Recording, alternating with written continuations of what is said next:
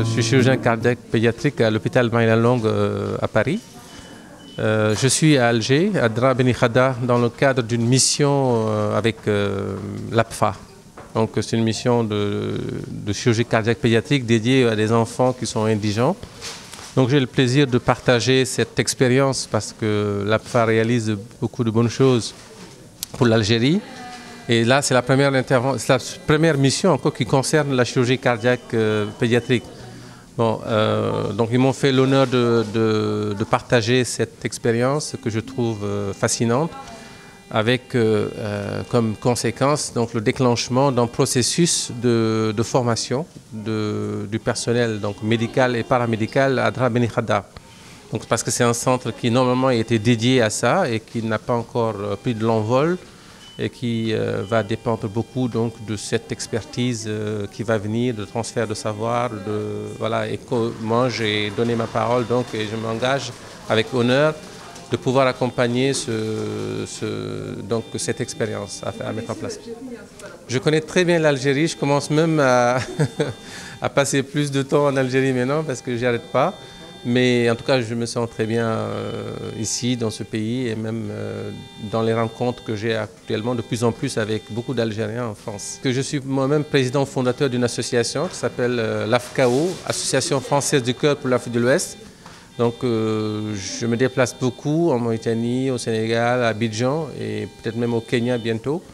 C'est le seul but. En fait, j'ai eu la chance d'avoir une formation dans le domaine des cardiopathie congénitale. Donc, c'est un domaine donc, évolué, poussé en Europe, mais il n'y a pas de référence en Afrique.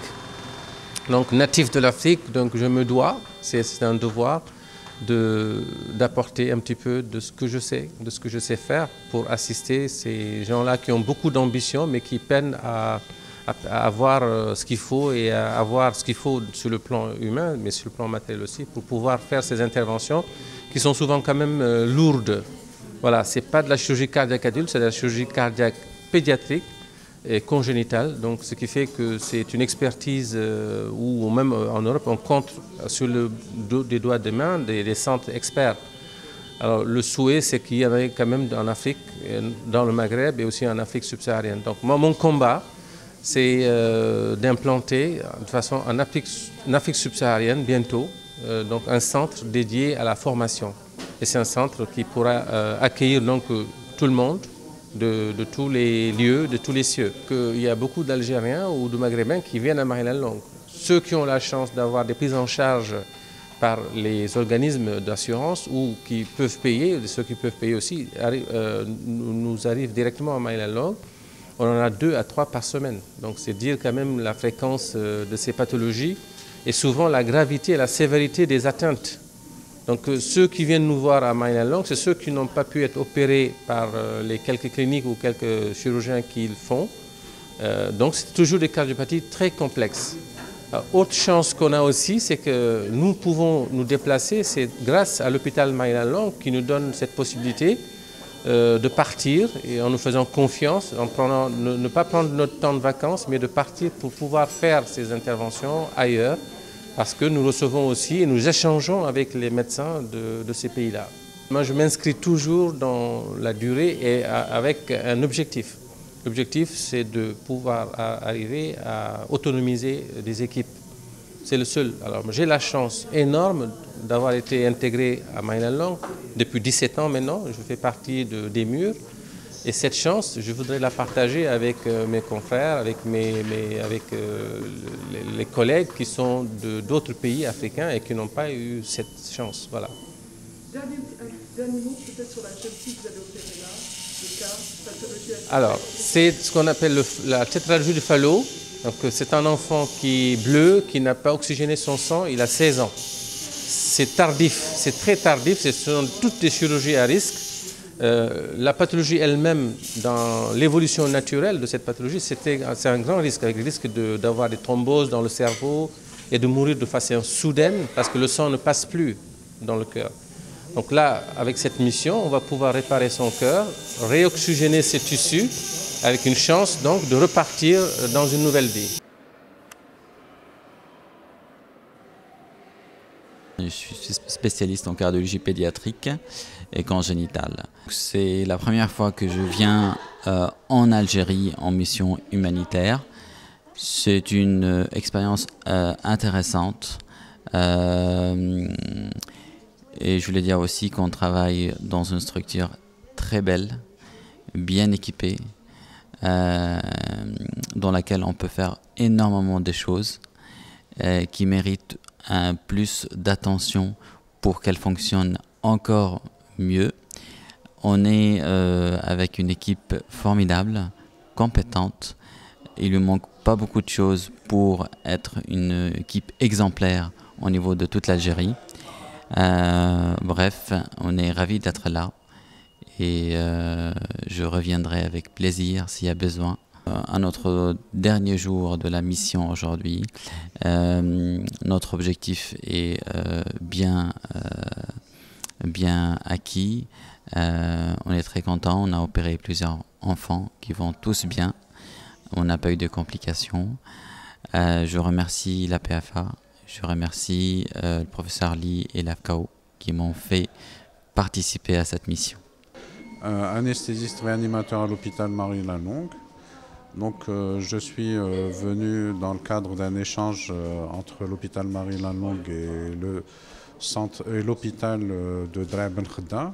On est venu à plusieurs avec plaisir pour échanger nos expériences avec l'équipe de l'hôpital Drâa Ben Khedda, avec le professeur Lee donc, qui opère plus d'une douzaine d'enfants atteints de cardiopathie congénitale complexe, voilà, dont le petit qui est derrière nous, qui a été une urgence extrême et qui va bien ce matin, qu'on a sorti du bloc vers 1h du matin.